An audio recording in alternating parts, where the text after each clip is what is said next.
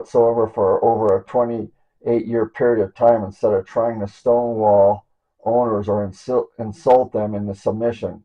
Why don't you grade the roads with the monies you've collected? Okay, is there any financially auditing the POA? No. Maybe there was a leak? No. Yeah, there is a leak. After I got them, that's why I turned it in. This is why. Okay, so they're going back and forth. Is obnoxious that monies are collected from one set of property owners and used to enhance other property owners. By your attitude, apparently enjoy the benefits of this arrangement and don't give a damn about the other property owners on Wilcock Ranch. If you are a board member, I suggest you resign immediately because you are self-interested and unfit to serve. Here's another one, Cheryl Rowland. That doesn't mean I like being ripped off if that's what's happening. This is 18. Like I said, this is before me. I didn't know anything about this stuff. Okay, there's all these emails of this stuff that I have going back and forth, all these people. And we have it all. Palomino Hills, that's Jeff Hill. He's a trespasser of property rights.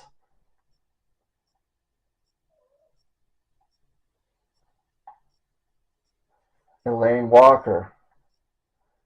My name is Elaine Walker. I have a property in Wilcock Ranch, PO. I pay taxes and a yearly fee for the maintenance fees. Is my property involved? Yes, it is. I have about 80 acres of undeveloped property in this. Please let me know about this. If this goes to court, I am with you 100%. Elaine Walker.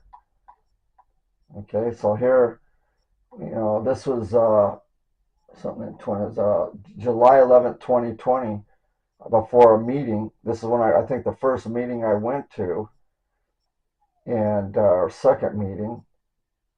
No, I think this is the first one. Annual meeting, Wilcock Ranch. And I sent this to Natalie from Jeffrey Merritt Wilson. Natalie is the secretary treasurer, 405 5 Wilcock Ranch Road. For the meeting 7/18, can you please bring the association's current policy for its insurance coverage, including policy number and policy specifics? Also, I'd like copies of the last 3 months of bank statements listing all checks. I will pay for your time and copies. Thank you in advance. Jeffrey Merritt Wilson. Now, they didn't bring it to that meeting. Okay. Someone else was able to get Mr. Belfort was able to get the checks, and then I got them. Okay, he asked for them. So here's all these things on the meeting, and Kathy Gladner.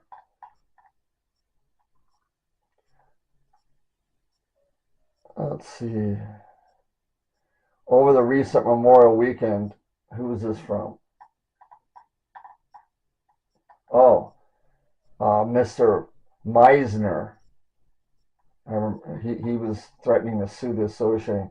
Over the recent Memorial Weekend, I traveled to my property and house at 5055 Wilcox Ranch Road. I traveled the road in my modified Jeep 6 times over 4D. The Jeep has a 4-inch suspension lift and running 35 tires.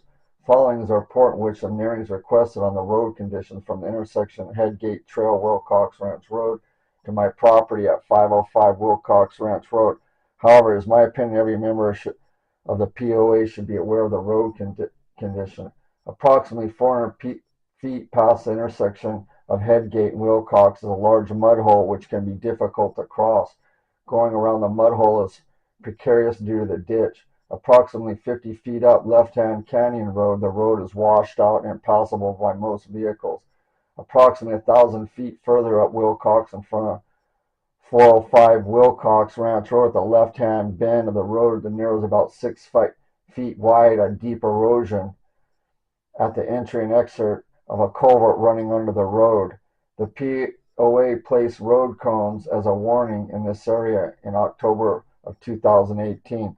I recovered one of the cones from the downsea washed area and returned it to the side of the road. This area can be treacherous because it is on a bend and vehicles tend to slide toward the washout when the road is muddy. 150 feet past the washout, after a slight right-hand turn, begins an area approximately 300 feet long of deep potholes and axle-deep mud. On Saturday, I winched two guys in a stock Chevy 4x4 out of this mud pit. It is impossible to avoid some of these holes by leaving the road on the creek side and re-entering after the mud. Approximately 500 feet beyond the mud hole begins what I call a rock waterfall incline. This area goes a little over 1 mile. The road surface is made up of loose fist-sized basketball large-sized rock. This section is also badly rutted and holed. This area is by far the worst section of the road.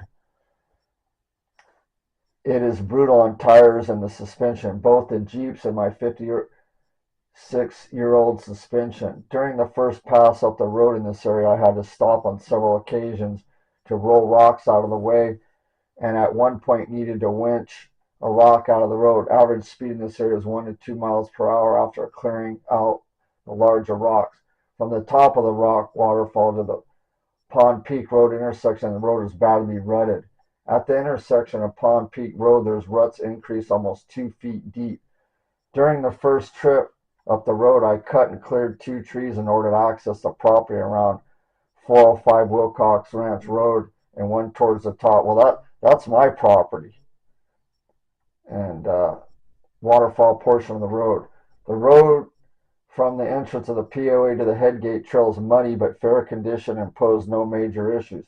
I drove Paw Ross Springs Road and found it to be in great shape as I was able to maintain a speed approximately 15 miles an hour. When I bought my property 4.5 years ago, my realtor drove me to the house in an all-wheel drive stock Subaru Impreza. This would not be possible today. Last year was the first time in 5 years I have seen any maintenance performed on the road before Left-Hand Canyon.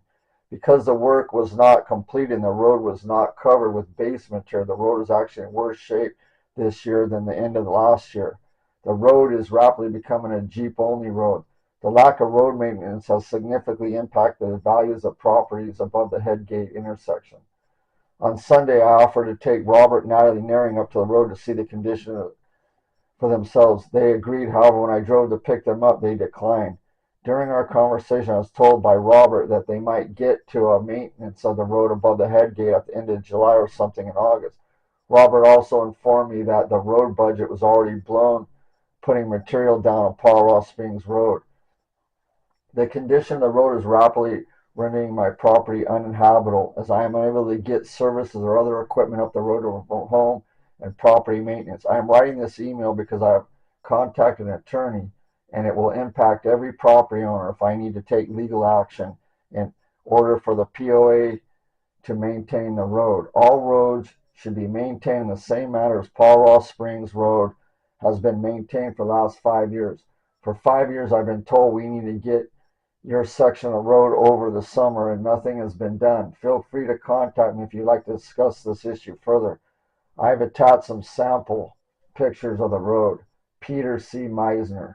Now, he since sold to James Lee Schreck. They basically ran him out of there because he couldn't get to his property.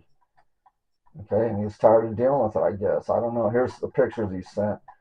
Those aren't real clear, but that's the email that I took. Okay, these are his pictures. Okay, attachment 10. Here's some pictures that we took, some of the road conditions. I believe this is Paw Ross Springs here. Okay, you can see what it looks like. Okay, here's another one where a car's down in a ditch out there. That looks like, I'm not sure where that's at. I think that's Paw Ross. It's twisted. You can see what happens, these ruts, and that vehicle was stuck in there. Okay, you can see some more roads. Okay, and that's the end. So that's Exhibit 2 of the criminal claims. Stand by for Exhibit 3.